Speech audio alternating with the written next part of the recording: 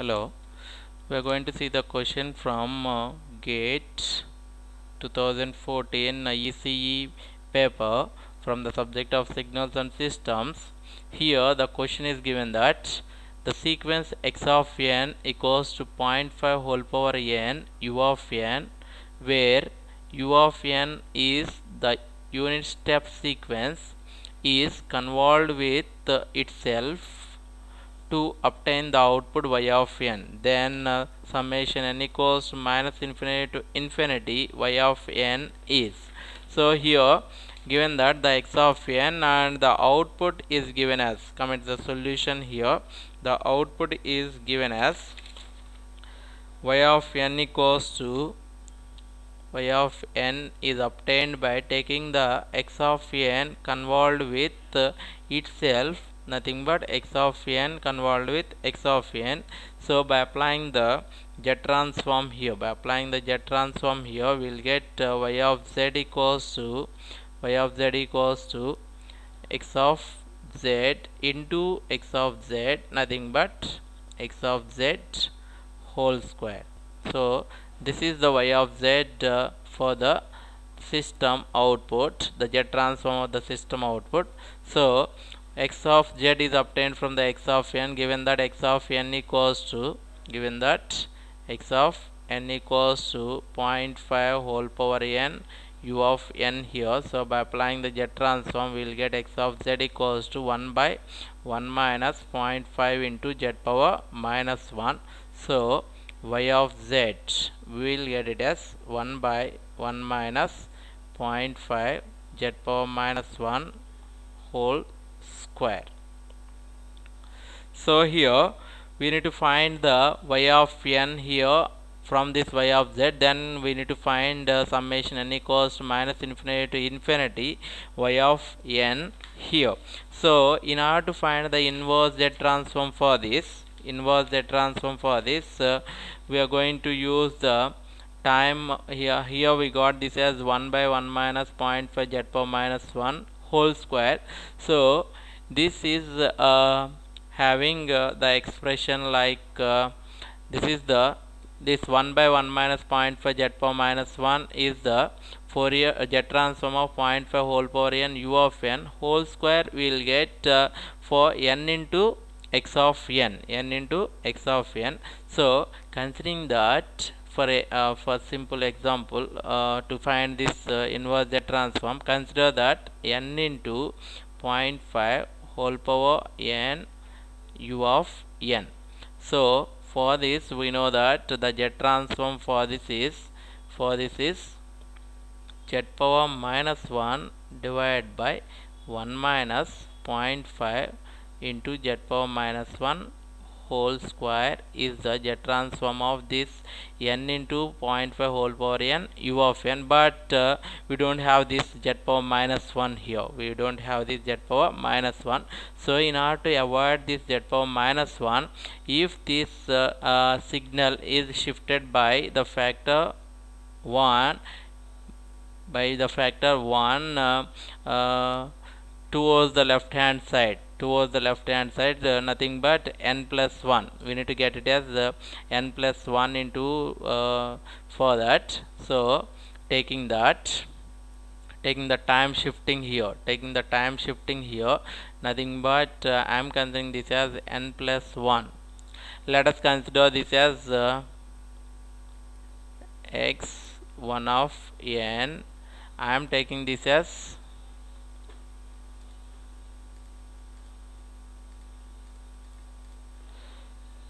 x1 of n plus 1, nothing but n plus 1 into 0.5 whole power n plus 1 into u of n plus 1. So we have a time shift of minus 1 here. So by applying the Z transform for this, we have the Z transform for this n into 0.5 whole power n u of n is, that is z power minus 1 divided by 1 minus 0.5 z power minus 1 whole square. This is shifted by minus 1 is nothing but we have z here.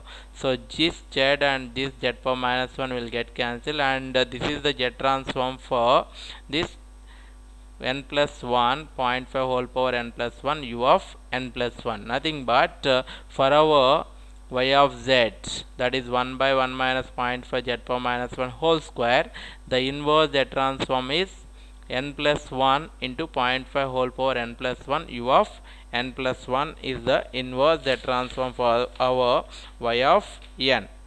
So finally we will get so here we'll get this is 2 into, this is actually 0.5 into, we'll get this is 0.5 into the z transform for this n into 0.5 whole power n u of n is 0.5 into z power minus 1 divided by this one. So this will have, here we have 0.5, here we have 0.5. So we need only for this 1 by, so I am taking this 0.5 this side, 0.5 this side, then we will get y of n equals to, finally we will get y of n equals to n plus 1 into 0.5 whole power n plus 1 divided by 0.5 into u of n plus 1. This is the y of n we will get here. So we need the summation n equals to minus infinity to infinity y of n here.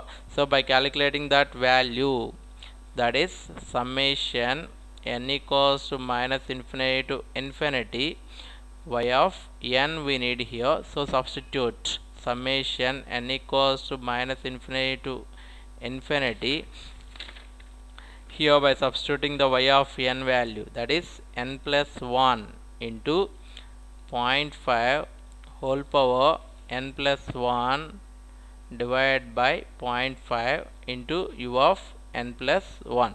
So here we know that this is u of n plus 1 is nothing but that is 1 for n greater than minus 1. So by the n value becomes, this, take this 0.5 outside, so this summation n equals to minus 1 to infinity will get, this is n plus 1 into 0.5 whole power n plus 1.